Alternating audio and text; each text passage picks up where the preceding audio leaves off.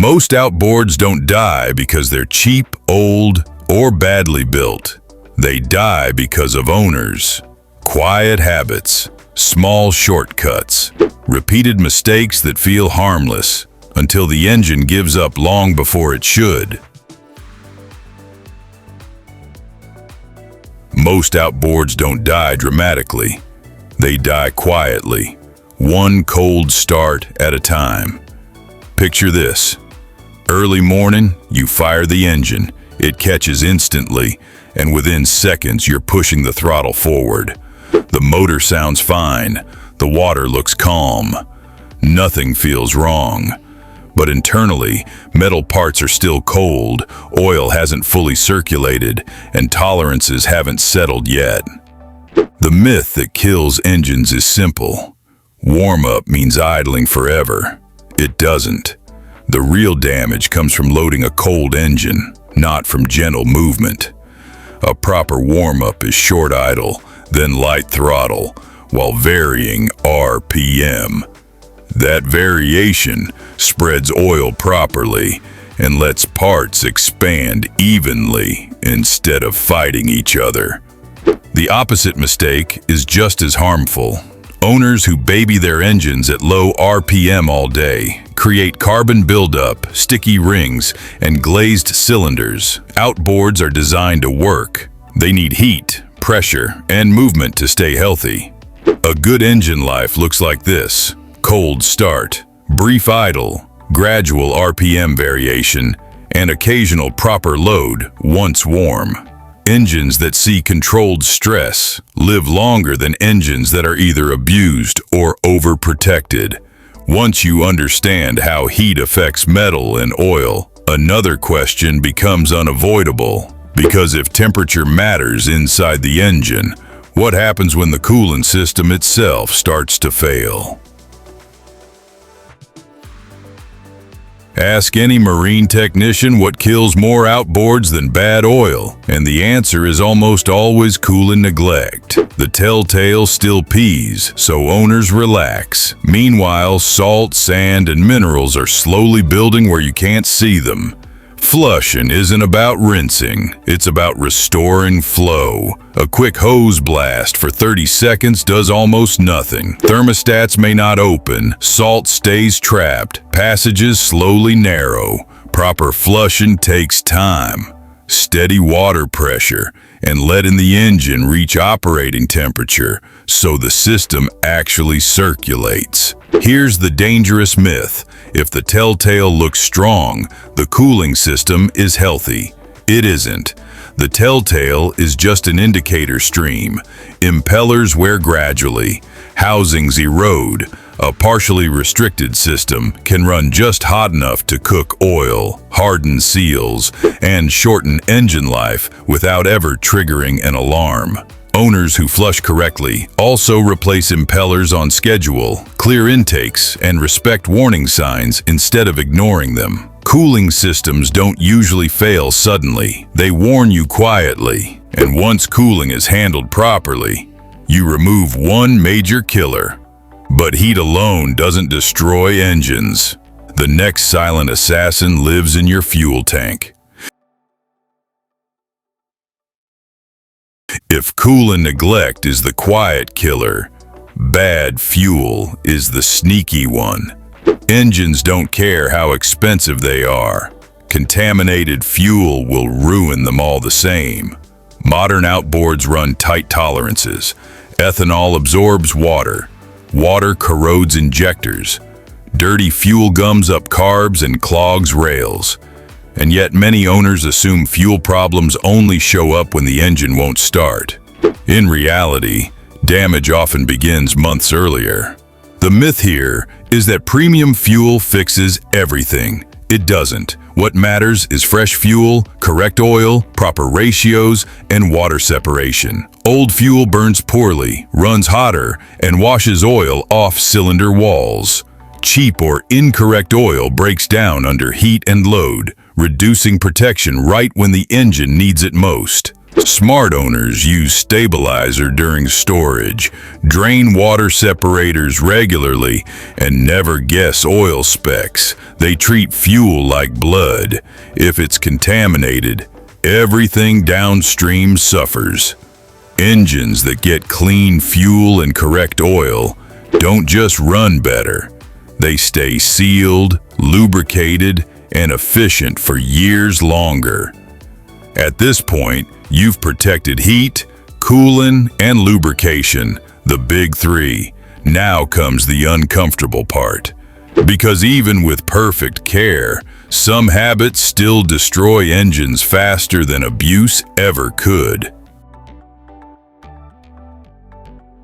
This is how a healthy engine turns into scrap without ever making a dramatic noise. The telltale weakens slightly. An alarm chirps once, then stops. The engine still runs, so the trip continues. Coolant failures almost never arrive suddenly. A worn impeller loses efficiency. A pickup clogs with sand. Salt builds behind a thermostat. Temperatures rise just enough to thin oil, harden seals, and distort tolerances. The engine doesn't seize, it ages rapidly. The most dangerous myth is that the engine will clearly tell you when it's serious.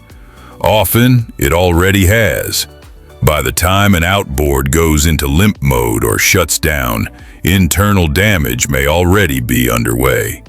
Smart owners shut down immediately when something looks wrong. They don't limp it home. They investigate early when fixes are cheap. Engines forgive a lot, but they do not forgive heat abuse. And once heat damage starts internally, it pairs perfectly with the next mistake, because high temperatures make bad fuel far more destructive. Fuel problems don't strand you instantly. They poison engines slowly. Ethanol absorbs water. Water corrodes injectors and carbs. Debris clogs filters. Combustion becomes uneven, hotter, and uncontrolled. The myth that ruins engines is, it ran fine last time. Fuel degrades while boats sit. Tanks breathe. Condensation forms. Contaminated fuel doesn't always cause misfires. Instead, it leans mixtures and raises combustion temperatures. Many owners never check their water separator. Some don't even know they have one. Others store fuel untreated for months, then wonder why engines knock, hesitate, or lose compression later. Bad fuel also attacks rubber components. Hoses soften, seals swell, injectors gum up. None of this happens loudly. Fuel damage stacks. If your engine is already running hotter than ideal, bad fuel multiplies the stress. But even clean fuel and perfect cooling won't save an engine if it's fighting itself mechanically. Which brings us to one of the most misunderstood killers of all. This is the mistake even experienced owners make. The boat feels fine. The engine sounds calm. RPMs seem reasonable. Internally, the motor is under severe strain. Lugging happens when an outboard is overloaded or propped incorrectly, forcing it to work too hard at low RPM. Too much weight, wrong prop pitch, too many people. The engine can't reach its designed operating range. The myth is that low RPM is gentle. It isn't. Lugging creates high combustion pressure while oil flow and cooling lag behind. Over time, this leads to bearing wear, scored cylinders, and shortened engine life. Manufacturers specify WOT RPM ranges for a reason. Engines that can't reach them are suffering quietly. Proper propping and load management aren't performance tweaks. They're survival tools. And once lugging weakens internal components, it exposes the final habit that finishes engines off. Because metal doesn't just fail from force, it fails from neglect. Corrosion doesn't announce itself. It waits. Salt dries. Moisture lingers. Anodes disappear slowly until they're gone, and by then, protection is already lost. The biggest myth is that corrosion is cosmetic. It isn't. Once anodes are depleted, corrosion moves inward. Fasteners seize, water jackets pit, gear cases weaken, electrical grounds degrade. Many owners never inspect anodes. Others replace them only when they're completely gone. Add poor grounding or mixed metals, and galvanic corrosion accelerates aggressively. Grease fittings ignored. Steering pivots dry. Tilt tubes seize. These are warnings, not inconveniences. Engines don't die because owners use them too much. They die because owners assume salt will forgive neglect. By the time corrosion causes visible failure, the damage has already spread. Outboards rarely die from one big mistake.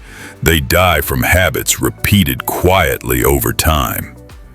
If you change nothing else, change the habits, and the engine will usually take care of the rest. One marina mechanic I spoke to summed it up perfectly. 2 identical 50-horsepower outboards came in the same month. Same year, same hours. One needed a full rebuild, the other just needed a service. The difference wasn't the brand. It was how they were warmed up. One owner pushed off cold every trip. The other idled briefly and varied RPM. 5 years later, only one engine was still original inside. Another case involved a center console used mostly on weekends. The owner flushed it every time, or so he thought. 30 seconds on the hose, engine off. Internally, salt had built up behind the thermostats. The telltale still flowed, but the block was slowly overheating. When the head gasket finally failed, the engine looked fine from the outside. The damage had been accumulating for seasons. Fuel issues are just as common. A small fishing boat sat for 3 months with untreated ethanol fuel. It ran perfectly on launch day. 2 weeks later, injectors clogged, compression dropped on one cylinder, and the owner blamed the manufacturer. The fuel tank told a different story. And then there's lugging. A family overloaded their boat every summer. Wrong prop, heavy gear, low RPM cruising. The engine never screamed. It just wore itself out early. Bearings failed long before they should have. These engines didn't die suddenly. They were worn down, quietly, by habits that felt normal at the time. If you like this video, make sure you subscribe and see you in the next one.